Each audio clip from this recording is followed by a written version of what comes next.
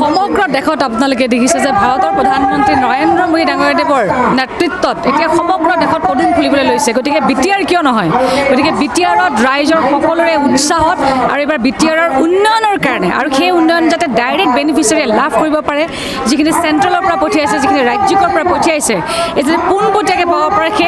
সেই উন্নয়নৰ ৰাজনীতি আমি এবাৰ কৰিবৰ কাৰণে সকলোকে আহ্বান জনাইছোঁ আৰু আমাৰ যিগৰাকী আমাৰ বাগানপাৰা সমষ্টিৰ আমাৰ যিগৰাকী আমাৰ প্ৰাৰ্থী আৰতী বৰদলৈ ডাঙৰীয়া আমি জয়ী হ'বৰ কাৰণে আজি সকলো ৰাইজৰ ওচৰত আহিছোঁ উন্নয়নৰ বাৰ্তা লৈ আহিছোঁ গতিকে আশা ৰাখিছোঁ যে এই সমষ্টি নিশ্চয়কৈ আমাৰ হ'ল বুলিয়ে ধৰি ল'ব পাৰে আমাৰ পদুমত আহিব এইটো আপুনি বিধায়ক এইবাৰ কথা পাতিলে বাক্সাত ৰাস্তা উন্নয়ন হোৱা বুলি ভাবে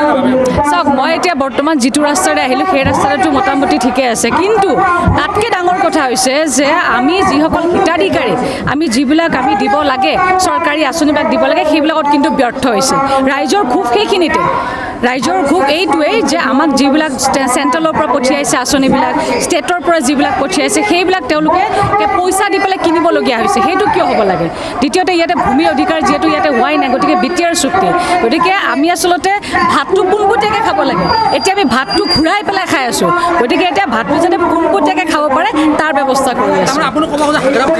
ডেফিনেটলি দুৰ্নীতি হৈছে কাৰণে ৰাইজে যি ওলাই আহিছে আৰু সমগ্ৰ ৰাইজে সেইটোৱে কৈছে আজি ঘৰৰ নামত পইচা দিবলগীয়া হৈছে 5-10 হাজাৰ টকাকৈ আজি বেনিফিচিয়াৰী চিলেকশ্যনত লোকসকলক দাবী ধমকি দিয়া হৈছে যে আপোনালোকে যদি মিটিঙত নাহে তেতিয়াহ'লে আপোনালোকক আঁচনিৰ পৰা কৰ্তন কৰা হ'ব গতিকে এইটো দাবী ধমকি আৰু লগতে কেলেংকাৰী যিমান হৈছে আমাৰ চৰকাৰ অহাৰ পিছত যেতিয়া তাৰ ওপৰত এনকুৱাৰী হ'ব তেতিয়া গম পাব কোন ক'ত জেললৈ যায়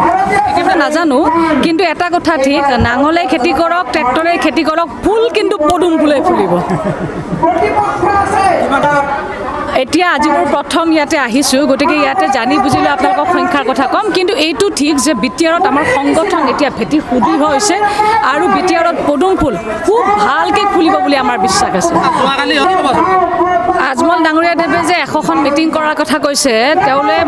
তেওঁক মই কৈছোঁ যে তাত মিটিং কৰাৰ আগত এনেকুৱা মূলা গাভৰুৰ লগত যুঁজিব লাগিব তেতিয়াহে তাত মিটিং কৰিব পাৰিব